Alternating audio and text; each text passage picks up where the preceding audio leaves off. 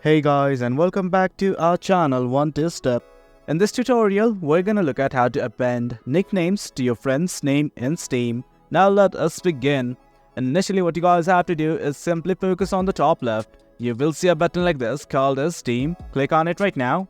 Now once you do, this thing will open up.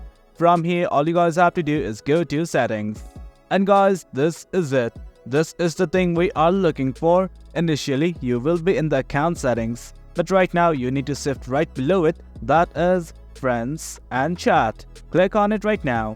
And guys, once you do, as you can see, there are lots of options available here. But right now, all we want to do is look at how to append nickname to our friend's name.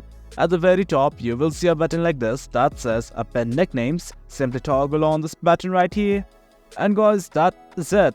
That's how we append nickname to your friend's name in Steam. It is quite easy. If you guys found this video informative and for more content like this, do remember to hit like, share and subscribe. Your support fuels us. Until next time, thank you.